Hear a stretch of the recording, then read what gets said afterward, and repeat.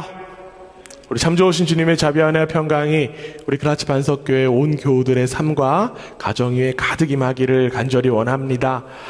특별히 추석 명절이지만 우리 고향과 먼 곳에 있어서 가족과 함께 시간을 보내지 못하고 있는 우리 교우들의 그 적적한 마음에 주님께서 주시는 참된 위로와 주님께서 허락하시는 풍성함이 가득 임하기를 간절히 원합니다. 옆에 분들하고 이렇게 한번 인사하겠습니다. 당신 덕분에 위로가 됩니다. 네, 표정은 위로가 전혀 없으신 것 같은데 표정도 조금 더 정말 위로받은 표정으로 얼굴을 바라보시면서 당신 덕분에 위로가 됩니다 라고 고백합니다. 네, 감사합니다. 여러분 덕분에 저 또한 위로가 됩니다. 우리는 계속해서 이 삼손에 대한 이야기 말씀을 통해서 함께 확인하고 있습니다. 지난 주일에 혹시 삼손에 대한 이야기 가운데 기억나시는 거 있으십니까? 그쵸. 금쪽이가 가장 먼저 튀어나올 줄 알고 있었습니다. 왜냐하면 제가 주중에 만난 많은 분들에게 주일에 뭐 기억나냐고 하니까 다 열이면 열 금쪽이 얘기만 하더라고요. 제목이 강렬해서 그랬는지는 몰라도 사실 금쪽이의 그 모습이 우리의 모습이고 이 금쪽이를 향한 우리를 향한 그 하나님의 사랑과 일하심은 끝이 없다라고 하는 사실을 우리는 지난 시간 말씀을 통해서 함께 나눴습니다. 이 하나님의 금쪽인 우리가 오늘도 이 말씀을 통해서 하나님의 크신 사랑을 경험하게 되는 은혜의 시간 되기를 간절히 원합니다. 지난 시간 조금 더 이야기 이어서 좀 떠올려 볼게요. 여러분, 삼손이 왜 금쪽이가 되었습니까? 삼손은 어머니의 뱃속에서부터 나실인으로 구별된 삶을 살았습니다. 살아야만 했습니다. 그는 하나님 눈앞에서 살아야 됐고 그는 하나님 경외하는 자로 세워졌어야만 합니다. 그러나 그는 자기 눈에 좋고 옳은 대로 블레셋 여인과 결혼하려고 했어요. 그 이후에 이제 어떤 일이 벌어졌을까요? 이제 삼손의 수수께끼 사건이 있습니다. 이 삼손의 수수께끼 사건으로 인하여서 삼손은요, 블레셋 사람 30명을 죽이게 돼요. 그리고 그와 결혼하려고 했던 그 블레셋 여인은요, 다른 사람과 결혼하게 됩니다. 여러분, 삼손의 마음이 어떻겠습니까? 어떨 것 같아요? 네? 화가 나요. 네. 화가 날 것 같습니다. 얼마 만에 시간이 지난 후에 삼손은요, 다시금 그 여인의 집을 찾아오게 됩니다. 삼손이 뭔가 이렇게 질척거리는 것 같고, 아직까지 미련을 지어버린 것 같은데, 그 여인을 찾으러 간 장면, 우리 오늘 함께 읽었던 사사기 15장 1절에 나와 있습니다. 우리 한 목소리로 앞에 화면 보면서 함께 읽습니다. 시작. 삼손이 염소 새끼를 가지고 그의 아내에게로 찾아가서 이르되 내가 방에 들어가 내 아내를 보고자 하노라 하니 장인이 들어오지 못하게 하고, 삼손은요, 빈손으로 그 집을 찾아간 것이 아니라 손에 무엇을 들고 갔습니까? 그렇죠. 염소 새끼를 들고 갔다라고 성경은 이야기합니다. 화해의 제스처인 이 염소 새끼를 들고 갔어요. 그런데 이 삼손이 장인이 되어야 될 이 사람은요, 삼손에 대해서 상황을 설명합니다. 그러면서 삼손이 집에 들어오는 것을 막게 되었어요. 그리고는 이러한 제안을 합니다. 나에게 또 다른 딸이 있으니까 그녀와 결혼하라고.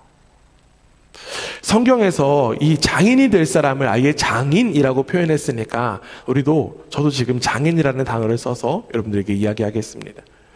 이 장인의 설명과 제안을 들은 삼손은 어떠했을까요? 삼손은 그 제안을 듣지 않고 오히려 블레셋 사람들을 향해서 해를 끼치겠다라고 선언합니다. 이후에 진짜로 삼손은요, 이 여우를 이용해서 블레셋 사람들에게 피해를 끼쳐요. 이 여우를 이용해서 어떻게 피해를 끼치냐면 여우 2마리의 꼬리를 묶습니다. 꼬리를 묶은 다음에 그 꼬리에다가 불을 질러요. 그러면 여우가 어떨까요? 놀라서 뛰겠죠. 뛰면서 온갖 이 블레셋의 밭과 포도원, 감람나무에 불이 붙게 되었습니다. 블레셋 사람들은 깜짝 놀랐어요. 갑자기 불이 난 거예요. 그러다 보니까 이 불로 인한 피해를 누가 끼쳤는가? 범인을 찾게 되었습니다. 아마 목격자가 있었던 것 같아요. 사람들은 삼손을 지목했습니다. 그리고 삼손이 왜 불을 질렀는지에 대한 이야기까지 사람들이 나눕니다. 삼손의 그 장인이 삼손에게 아내를 주지 않아서 화가 나서 블레셋 사람들에게 피해를 끼쳤다는 거예요. 이에 블레셋 사람들은 어떻게 했을까요? 이 블레셋 사람들은요, 삼손을 찾아서 공격하기보다는 오히려 삼손의 장인과 아내를 찾아서 불로 태워버립니다. 그런데 삼손이 또 이 사실을 알게 돼요. 그렇다면 삼손은 어떻게 할까요? 삼손은 이 사실을 알게 되니까 삼손은 자신에 대한 도전이라고 여겼습니다. 결국 삼손은 다시금 이 블레셋 사람들을 향해서 엄청난 살육을 저지르게 돼요. 그리고 또 어떤 일이 일어날까요? 블레셋 사람들은 이제 삼손을 잡으려고 합니다. 지금까지 제가 쭉 이야기를 했어요. 여러분 혹시 그림이 좀 그려지시나요? 이해가 좀 되세요? 네. 그런데 여러분, 이 쭉 이어지는 이 스토리 속에서 우리는 무엇을 발견할 수 있을까요? 저는 이 말씀들을 통해서 인간의 그 자기중심적인 시각과 그로 인한 위험성을 발견하게 되었습니다. 어떻게 발견할 수 있는지 한번 여러분들께 제안을 드려볼게요. 지금 이야기했던 이 스토리들을요, 한번 되감기 버튼을 한번 눌러봤으면 좋겠습니다. 제가 쭉 이야기 드렸던 이 스토리의 되감기 버튼을 한번 눌러봅시다. 마지막이 이제 삼손이 이제 다른 블레셋 사람들에게 붙잡히려고 해요. 사람들이 이제 붙잡으려고 합니다. 그 이유가 무엇입니까? 삼손이 블레셋 사람들을 죽였기 때문에 그래요. 그러면 삼손이 블레셋 사람을 죽인 이유는 무엇일까요? 그쵸. 삼손의 아내와 장인을 블레셋 사람들이 죽였기 때문이에요. 그렇다면 또다시 블레셋 사람들이 삼손의 아내와 장인을 죽인 이유는 무엇입니까? 그쵸, 맞습니다. 삼손이 여유를 이용해서 블레셋의 그 밭에 불질렀기 때문에 그래요. 그러면 다시 또 삼손이 불지른 이유는 무엇입니까? 그쵸, 장인이 그 아내를 다른 사람에게 주었기 때문입니다.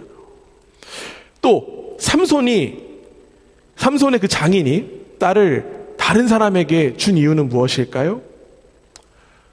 그쵸, 성경에 보면 삼손이 화를 내고 떠났어요. 수수께끼에 정답을 알려줬다는 이유로 화를 냈습니다. 삼손이 화를 내고 떠난 이유는 삼손의 아내가 삼손이 낸 수수께끼의 답을 블레셋 사람들에게 알려주었기 때문이에요. 이 삼손의 아내가 답을 알려준 이유는 무엇입니까? 블레셋 사람들이 협박했기 때문입니다. 블레셋 사람들이 협박한 이유는 삼손이 블레셋 사람들에게 수수께끼를 내었기 때문입니다. 여러분, 이 되감기 버튼 쭉 한번 돌려보셨습니까? 여기까지만 해도 되겠죠? 이처럼 계속적으로 이유를 찾아가면 사실 그 원인은 끝도 없을 것입니다. 결국 이 삼손과 블레셋 사람들의 갈등에서 누가 먼저 원인을 제공했는지는 찾기가 불가능하다라고 하는 거예요. 그런데 여러분, 이 삼손과 블레셋 사람들은 어떻게 행동했습니까? 원인이 상대방에 있다고 이야기하면서 자신의 행동들을 정당화했습니다. 저희 집에는 참 다툼이 많이 일어나요. 제가 아침에 이런 이야기 하니까 갑자기 제 아내가 고개를 푹 숙이더라고요. 저와 제 아내의 다툼 이야기를 하는 것이 아님에도 불구하고, 네, 저희 아이들이 다툼이 많이 일어납니다. 그 아이들이 막 큰 소리가 나고 막 누가 울고 보면 제가 나가서 무슨 일이야? 라고 중재하려고 갑니다. 그러면 어떤 이야기가 나오냐면, 언니가 그랬어. 언니가 먼저 그랬어. 그 다음에 뭐 제가 먼저 그랬어. 막 이런 이야기를 합니다. 그 이야기를 또 듣다 보면요, 진짜 언니가 먼저 한 것 같고 동생이 먼저 한 것 같아요. 그러면 또 다시 물어보면 또 언니가 먼저 했고 동생이 먼저 했고 됩니다. 그 이야기를 자꾸 들으면 제 마음이 어떨까요? 중재하고 싶은 마음이 사라져요. 저는 한숨 푹 쉬면서 싸우지 마 이러면서 방문 탁 닫고 들어가 버립니다. 그러면 생각해요. 결국 원인은 어디에 있던 것일까? 얘네를 낳은 나한테 있는 것인가? 그런데 여러분, 이러한 모습이 단지 아이들에게만 있는 모습은 아닐 것입니다. 이러한 이야기들이 우리 속에도 있습니다. 내가 너 만나기에는 안 그랬어. 네가 그렇게 하니까 내가 이런 행동하는 거야. 네가 그러니까 내가 이런 말 하는 거야. 이러한 표현들이 우리 속에 만연하고 있습니다. 여러분, 저만 그런 거 아니겠죠? 네. 요즘에 부부간의 갈등을 다루는 TV 프로그램이 참 많더라고요. 근데 그들의 모습을 보면 이러한 이야기들이 굉장히 많이 나오더라고요. 상대방의 모습을 정당화하면서, 그러면서 자신의 폭력과 폭력적인 언행을 굉장히 마구 일삼습니다. 여러분, 이러한 모습을 가리켜서요, 심리학에서는 투사라고 합니다. 뭐라고요? 투사. 자신의 내부에 있는 그 문제의 원인을 외부의 대상에게 씌워 탓하는 현상을 가리켜서 투사라고 해요. 쉬운 말로 하면 남 탓하는 거예요. 남 탓하는 거. 여러분, 우리의 삶에는 수많은 남 탓하기가 있습니다. 제가 주일 아침마다 하는 루틴이 하나 있어요. 제가 비밀이었는데 여러분들에게 오늘 최초 공개합니다. 제가 주일 아침마다 하는 루틴에 뭐가 있냐면, 옷을 탁 차 입고 셔츠를 입은 다음에 넥타이를 들고 제 아내한테 갑니다. 제가 물론 맬 수 있지만 아내가 매주는 게 조금 더 깔끔하고 이렇게나마 그 아내의 손길을 마주할 수 있기 때문에 아내 앞으로 갑니다. 그런데 여러분, 지난주에요, 이제 예배가 끝나고 저녁에 우리 클라겐푸르트의 한태현 전사님이 저녁에 찾아오셨어요. 그래갖고 이런저런 이야기 하면서 설교 영상을 함께 좀 보게 되었습니다. 설교 영상을 보는데 제 넥타이가 이만큼이 풀려 있더라고요. 그래갖고, 야, 나 왜 저렇게 풀려 있지? 왜 조이지 않았지? 이런 생각을 하고 있었던 차에 전사님이 이야기를 하는 것입니다. 네 넥타이 왜 그러냐? 그래서 제가 뭐라고 이야기했을까요? 아무렇지도 않게, 박소진. 전사님은 이런 이야기로 대답했습니다. 야, 네가 한 번 더 해보면 되지 뭘 그거 갖고 탓하냐. 순간이었지만, 참 친구였기도 했지만 부끄러운 그러한 자리였어요. 이렇게 우리는 일상에서 수없이도 많은 남 탓을 하고 있습니다. 의식적으로, 무의식적으로 우리는 수없이도 많은 남 탓을 합니다. 여러분, 우리가 왜 이렇게 남 탓하는 것에 익숙할까요? 여러분, 남 탓이 저만의 모습은 아니겠죠? 우리는 왜 이렇게 쉽게 남 탓하는 것일까요? 이 남 탓하는 것, 이 심리학의 투사는요, 일종의 방어 기제입니다. 방어 기제란 불안으로부터 자신을 보호하기 위한 일종의 장치예요. 그렇다면 여러분, 방어 기제란 자신을 보호하는 거잖아요. 이 투사, 남 탓하기를 통해서 보호하고자 하는 나는 도대체 누구일까요? 그 나는 진정한 나일까요? 남 탓을 하면서까지 보호해야 되는 나는 정말 내가 맞는 것일까요? 오늘 본문으로 다시 돌아왔으면 좋겠습니다. 오늘 본문으로 돌아와 보면요, 삼손을 좀 다시 한번 볼게요. 삼손은 원래 어떤 사람이었습니까? 어머니의 뱃속에서부터 나실인으로 구별된 사람이었습니다. 이 삼손은요, 하나님의 구원을 이루어야 될 사람이에요. 이것이 바로 삼손이 원래 가져야 될 모습입니다. 그런데 삼손이 그 모습을 어떻게 했을까요? 잃어버렸어요. 자기 눈에 옳고 좋은 것을 따라 살아가다 보니까 자기 자신의 본 모습을 잃어버린 것입니다. 그런데 그 잃어버린 자아를 보고하기 위해서, 아니면 그 잃어버리기 전에 자아를 보호하기 위해서 자기 방어를 사용한 것일까요? 삼손은요, 잃어버린 자아를 보호하기 위해서 방어하고 남탓한 것이 아니라 그 깨진 자신을 보호하기 위해서 투사의 길에 들어선 거예요. 여러분, 모든 인간도 마찬가지입니다. 하나님께서 창조하신 우리의 원래의 모습, 우리 원형의 모습은 어떠한 모습입니까? 성경은 분명하게 이야기합니다. 창세기 1장 26절 말씀이에요. 우리 함께 한번 읽어봅니다. 함께 했습니다. 시작. 하나님이 이르시되 우리의 형상을 따라 우리의 모양대로 우리가 사람을 만들고, 여기까지 있습니다. 우리의 존재가 어떤 존재입니까? 하나님의 형상이 담겨있는 존재라고 하는 거예요. 하나님의 형상이 담겨있는 존재가 바로 우리 인간입니다. 그런데 우리는 그 모습을 잃어버리게 되었어요. 내가 간직하고 지켜야 될 그 모습을 잃어버렸습니다. 왜? 어떻게 잃어버렸습니까? 그 자신을 잃어버린 최초의 인류 아담과 하와를 보면 너무나도 잘 알 수 있습니다. 그들은 하나님이 하나님과 같이 되고 싶어서 하나님이 먹지 말라고 하신 그 선과 악을 알게 하는 나무의 열매를 먹었습니다. 창조주 하나님을 몰아내고 자신이 그 자리를 차지하려는 그 자기중심성의 모습으로 인하여서 하나님의 형상을 잃어버린 거예요. 이렇게 그 창조의 모습, 하나님의 형상을 잃어버린 자들의 입에서 나온 말은 무엇이었을까요? 말씀 찾아봅니다. 창세기 3장 12절에서 13절이에요. 함께 읽습니다. 시작. 아담이 이르되 하나님이 주셔서 나와 함께 있게 하신 여자가 그가 내게 주므로 내가 먹었나이다. 여호와 하나님이 여자에게 이르시되 내가 어찌하여 이렇게 하였느냐. 여자가 이르되 뱀이 나를 꿰므로 내가 먹었나이다. 하나님의 형상을 잃어버린 이들의 입술에서 나온 이야기는 남 탓이었어요. 남자는 누구를 탓합니까? 여자를 탓하고요. 여자는 누구를 탓합니까? 뱀을 탓합니다. 이 모든 남 탓하기의 모습, 바로 하나님을 몰아낸 죄인의 모습이라고 하는 거예요. 사랑하는 여러분, 우리는 무엇을 위해서 남 탓하고 있습니까? 우리는 누구를 위해서 남 탓하고 있습니까? 이 삼손과 블레셋의 그 남 탓으로 인하여서 벌어진 수많은 사륙과 폭력이 바로 하나님과의 관계가 깨어진 결과입니다. 남 탓을 하면서 자신의 행동을 정당화하는 일, 단지 죄인인 나를 강화시키는 어리석은 일일 뿐이에요.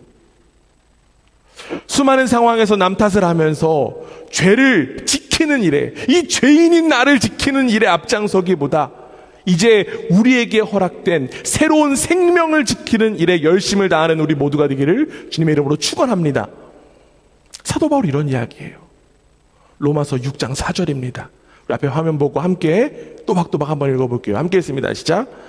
그러므로 우리가 그의 죽으심과 합하여 세례를 받음으로 그와 함께 장사되었나니 이는 아버지의 영광으로 말미암아 그리스도를 죽은 자 가운데서 살리심 같이 우리도 또한 새 생명 가운데서 행하게 하려 함이라. 아멘.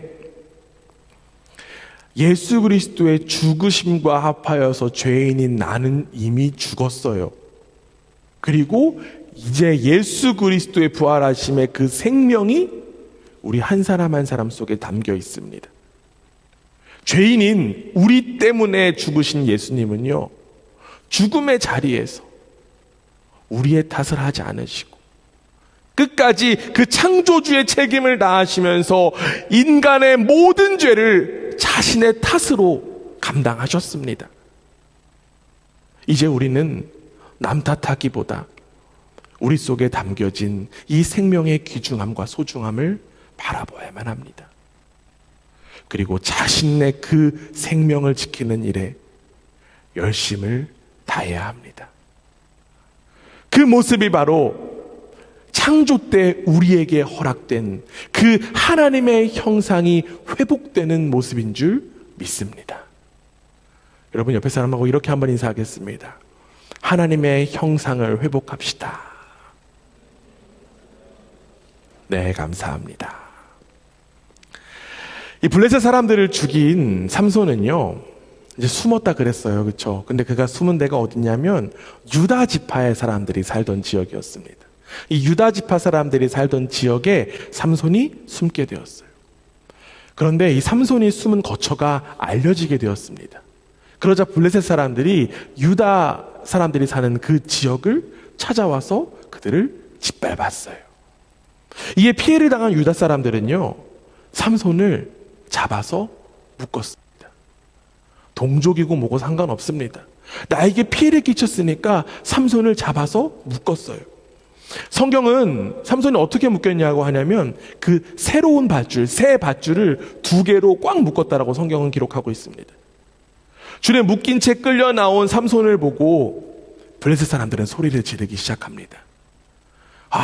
정말 자신들의 재산을 막 망치고 동족들을 살해한 사람이 묶여 나오니까 사람들의 목소리가 높아질 수밖에 없을 것 같아요. 그런데 여러분, 그때요, 바로 여호와의 영이 삼손에게 임했습니다.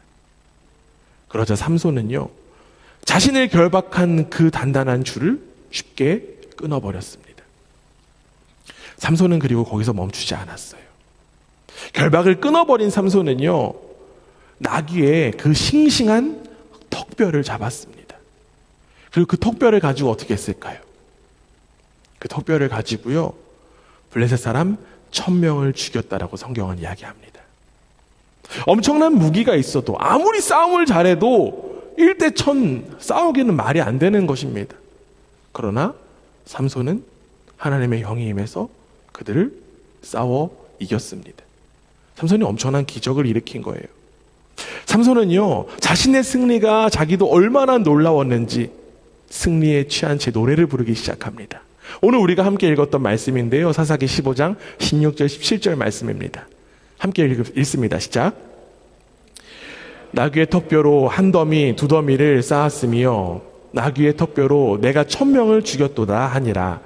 그가 말을 마치고 턱뼈를 자기 손에서 내던지고 그곳을 라맛 레히라 이름하였더라.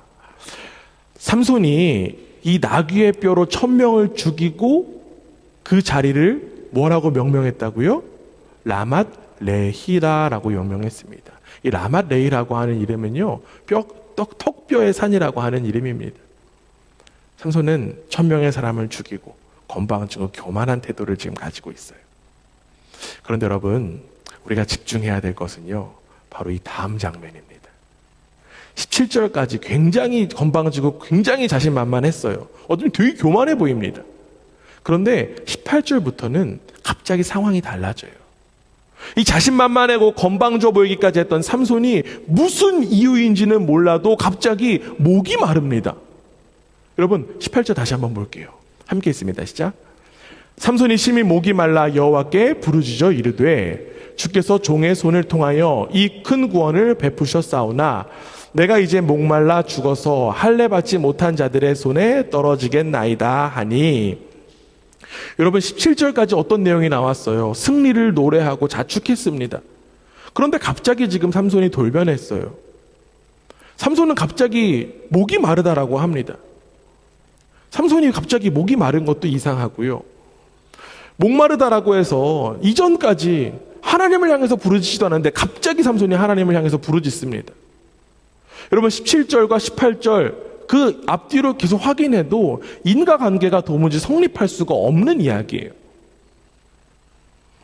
그렇다면 이 삼손이 가지고 있던 이 목마름은 어떤 목마름이었을까요? 우리 18절을 다시 한 번 더 보면서 이 목이 마른 삼손을 다시 한 번 더 집중해 봤으면 좋겠습니다. 이 목이 마르다라고 하는 표현의 히브리어 원어를 찾아보면요, 참회라고 하는 단어예요. 참회. 네, 참외 말고 참회입니다. 네, 참회는 갈증나다라고 하는 의미예요. 목마르다, 갈증나다 똑같죠. 사실 큰 의미를 찾을 수는 없습니다. 그런데 이 참회라고 하는 동사에 그 갈증나다라고 하는 의미 옆에 다른 한 표현이 더 붙어 있었습니다. 어떤 의미가 붙어 있냐면요, 바로 갈망하다라고 하는 표현이 함께 있습니다. 갈망하다. 이 갈망하다라고 하는 의미로 참회가 쓰인 다른 성경 구절이 있어요. 그 구절이 무엇이냐면 우리가 오늘 찬양으로 고백했던 것처럼 가장 처음에 고백했던 찬양 무엇입니까? 목마른 사슴이었잖아요. 이 목마른 사슴의 배경이 된 시편 42편 말씀이 나옵니다. 지금 한번 확인해 볼게요. 시편 42편 2절이에요. 함께 읽습니다. 시작. 내 영혼이 하나님 곧 살아계시는 하나님을 갈망하나니 내가 어느 때에 나아가서 하나님의 얼굴을 배울까. 사슴이 시냇물을 찾기에 갈급하듯이 내 영혼이 하나님을 갈망한다라고 하는 고백을 지금 시인은 하고 있습니다. 즉 영혼의 갈급함을 나타내는 표현이 바로 참회예요. 삼손은 영혼의 갈급함을 느꼈기 때문에 지금 하나님께 부르짖게 된 것입니다. 이 삼손의 영혼의 갈급함, 삼손이 영혼이 갈급했다라고 하는 사실을 기억하고 묵상하다 보니까 이제야 삼손의 행동이 조금이나마 이해되기 시작했습니다. 앞서서도 이야기했어요. 삼손은 어머니의 뱃속에서부터 나시린으로 구별된 사람이었습니다. 하나님 안에서 살아가고 하나님으로 채워져야 되는 인생입니다. 그러나 그는 하나님으로 인하여서 시작된 인생임에도 불구하고 하나님 없이 살아갔어요. 그러다 보니까 인생이 어떻게 됐을까요? 하나님으로 채워져야 되는 인생인데 하나님이 없으니까 인생이 공허할 뿐입니다. 그리고 그는 그 공허함을 채우고자 어떠한 행동을 했습니까? 자신의 눈에 보기에 좋고 옳은 여인과 사랑을 추구해요. 그 여인을 통해서 정서적인 사랑을 채우려는 것뿐만 아니라 육체적인 사랑도 추구했습니다. 우리가 아까 읽었던 말씀인데요. 사사기 15장 1절에 보면요. 삼손이 장인의 집을 다시 찾아가잖아요. 그리고 그 장인의 집에서 방에 들어가겠다라고 하는 그 표현이 바로 잠자리를 갖겠다라는 표현입니다. 그뿐만이 아니에요. 이성 간의 사랑으로도 그 간절함, 그 갈급함이 채워지지 않으니까 이제는 친구들과의 관계에 열심을 다합니다. 블레셋 친구들과 수수께끼를 하면서 교제에 열심을 다했어요. 그러나 그 결과 삼손의 그 빈 공간은 채울 수가 없었습니다. 여러분, 삼손은 육체적으로도 건강했어요. 물론 하나님의 영이 임했기 때문에 감당할 수 있는 일이었지만 우리가 지난 시간에 살펴봤듯이 삼손은 맨손으로 사자를 죽이기도 했고요. 오늘 말씀에서도 보듯이 삼손은 턱뼈 하나로 1000명의 사람들을 죽였습니다. 그러나 그의 왕성한 체력도 그를 채울 수 없었습니다. 체력 이야기하니까 그럼 이 사람은 지적으로도 좀 떨어질 수도 있겠다라고 생각할 수도 있을 것 같아요. 그런데 여러분, 삼손은 굉장히 정교하고 치밀한 사람이었어요.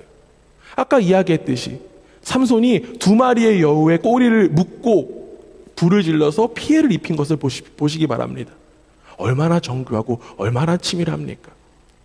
그의 치밀한 작전이 성공했어도, 그의 두뇌 회전이 엄청나게 빨랐어도 그의 공허함은 채워지지 않았습니다. 계속 목마를 뿐이었어요. 이 목마름을 채우기 위해서 자신의 승리를 찬양하고 승리를 자축했지만 그의 영혼은 점점 메말라갈 뿐이었습니다. 이처럼 삼손은요, 자신의 그 목마름, 자신의 갈급함을 채우기 위해서 바쁘게 움직였고 나름 성공한 삶을 살았어요. 그러다 보니까 내 자신이 진짜 목마르다라고 하는 것조차도 모르고 살았던 것 같습니다. 그러니까 엉뚱한 짓거리를 행했겠죠. 그 모든 것이 헛수고인데도 말입니다. 영혼의 갈급함도 모르고 이 다른 것으로 그 빈 공간을 채우려고 하는 이 삼손의 모습, 여러분 낯서십니까? 낯설지 않으십니까? 낯설지 않은 것 같아요. 우리가 살아가는 이 시대가 바로 삼손처럼 다른 것들을 삶으로 채우려고 하는 모습이 만연하기 때문입니다. 하나님의 형상으로 지음받은 우리의 인생이요, 하나님과의 관계로 채워나감에도 불구하고 그 사실을 모른 채 다른 것들로 그 공간을 자꾸만 메우는 일에 열심을 다합니다. 요즘 뉴스를 보면요, 굉장히 안타까운 이야기들이 나와요. 뭐가 나오냐면 마약이라고 하는 것이 굉장히 우리 가운데 근처에 다가왔습니다. 연실 마약에 대한 이야기예요. 그만큼 마약의 수요가 많다는 것입니다. 사람들은 마약으로 다른 것들로 채우려고 합니다. 어떤 사람은 재물로 채워요. 돈이 많으면 모든 걸 할 수 있잖아요 라고 하면서 자꾸 채워나갑니다. 그러나 그 공허함 채워지지 않습니다. 누군가는 사람을 통해서 채웁니다. 이성 간의 사랑뿐만 아니라 사람과의 관계를 통해서 그 갈급함을 채워나갑니다. 또한 어떤 사람은 바쁘고 열심을 다하는 그 삶을 통해서 채워요. 하루 종일 무언가 합니다. 그 무언가를 하면서 자신의 삶을 채워나가지만 영혼의 빈자리는 채워지지 않고 몸과 마음만 피곤할 뿐입니다. 여러분, 솔직하게요, 제 이야기예요. 저의 이야기입니다. 여러분들 잘 아시다시피 저는 하루의 일상을요, 거의 이제 양육을 하면서 보냅니다. 아마 야코미니 블렌드 카페에 보시면 저를 항상 거의 보시겠죠? 지나가시는 우리 교우들도 자주 마주치는데, 뭐 적으면 1명, 뭐 많으면 3명, 뭐 이렇게 만나서 양육합니다. 그 양육하는 시간들, 함께 교제하는 시간들 참 기쁘고 즐거워요. 그런데 여러분, 저도 육체적으로 정서적으로 한계가 있다 보니까 시간이 누적되면 피곤해집니다. 몸만 피곤한 것이 아니라 마음도 피곤해요. 여러분, 이상하지 않습니까? 하나님의 이야기만 하니까, 하나님에 대한 말씀을 가지고 이야기하니까 뭔가 채워줘야 되는데 그렇지 않다는 거예요. 지난주에는 참 유독 피곤했습니다. 그래서 너무너무 피곤하다, 너무 피곤하다 라는 생각 속에서만 있었어요. 그러다가 오늘 본문의 말씀이 딱 떠올랐습니다. 내가 삼손이었구나.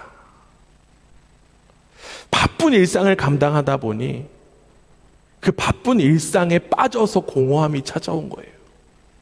하나님으로 채우려고 하기보다, 입술로는 하나님 이야기를 하지만 하나님으로 채워줘야 되는 삶임에도 불구하고 바쁨으로, 분주함으로, 일로써 채우려고 하니까 마음에 힘듦이 다가온 것입니다. 내가 삼손이구나. 내가 하나님께 부르짖어야 하는구나. 사랑하는 교회 여러분, 저와 여러분이 바로 삼손입니다. 삼손과 같이 이 영혼의 갈급함을 채우려고 발버둥치는 인생이 바로 저와 여러분의 인생이라고 하는 거예요. 그런데 이제는 이 삼손처럼 우리 모두 내가 지금 목마른 상태다라고 하는 그 마음, 그것들을 직면하게 되기를 원합니다. 내가 하나님으로 채워지지 않아서 목이 마르다라는 것을 인식하지 못하면요, 하나님을 향해서 부르짖을 수가 없습니다. 여러분, 제가 지금 굉장히 목이 말라요. 그런데 지금 참고 있어요. 왜 그러냐면 지금 물을 먹기 위해서입니다. 네. 목이 마르다라는 사실을 인정할 때 하나님이 더욱더 간절해지고 필요해집니다.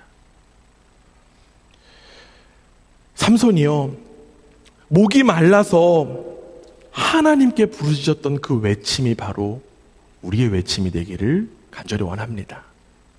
세상은요, 목이 마르면 다른 물 마시면 돼, 다른 것들 채우라고 권면합니다. 그러나 우리에게는 분명하게 마셔야 될 물이 있어요. 여러분, 요한복음 4장 14절에 이러한 말씀이 있습니다. 함께 했습니다. 시작. 내가 주는 물을 마시는 자는 영원히 목마르지 아니하리니 내가 주는 물은 그 속에서 영생하도록 솟아나는 샘물이 되리라. 이 요한복음 4장에 나온 배경이 무엇입니까? 여러분들이 잘 아는 사마리아 우물가 여인 이야기가 나와요. 이 여인이요, 이 떼약볕에 물을 기르려고 우물가로 찾아왔습니다. 그리고 이 여인을 향해서 예수님이 이런 말씀하십니다. 내가 주는 물을 마시는 자는 영원히 목마르지 않는다. 할렐루야. 우리는 주님 안에서 영원한 생명의 삶을 살아갈 수 있어요. 이 하나님을 향해서 부르짖었던 그 목마른 삼손을 향해서도 하나님은 응답하셨습니다. 우리가 읽은 말씀 19절에 보세요. 하나님이 레이에서 한 우묵한 곳을 터뜨리시니 거기서 물이 솟아나오는지라. 삼손이 그것을 마시고 정신이 회복되어 소생하니 그러므로 그 샘 이름을 에낙고레라 불렀으며 그 샘이 오늘까지 레히에 있더라. 삼손이 하나님 앞에 아무리 악을 저질렀어도, 그가 수많은 실수를 했어도 하나님은요, 친히 응답하셨습니다. 삼손에게도 이 샘물이 허락된 거예요. 삼손은 이제 그 물을 마시고 정신이 회복되었습니다. 살아났습니다. 그 인생의 커다란 갈증을 하나님으로 채운 삼손은 이제 그 자리를 엔학고레, 부르짖은 자의 샘이라고 이름 맺혔습니다. 이제 삼손은요, 드디어 사사로 온전히 세워집니다. 사랑하는 교회 여러분, 우리에게도 생명의 물이 반드시 필요합니다. 지금 내가 목마르다라고 하는 사실을 깨달아야 돼요. 내가 지금 목마르다라고 하는 것을 깨달아야 하나님께 부르짖을 수 있습니다. 바로 이 자리가 우리의 엔학고레가 되기를 간절히 원합니다. 바로 이 시간이 우리의 엔학고레가 되기를 간절히 원합니다. 하나님은 삼손이 직접 부르짖기를 원하셨고, 그리고 그 부르짖음을 기다리셨습니다. 그리고 우리의 부르짖음을 원하고 기다리시는 줄 믿습니다.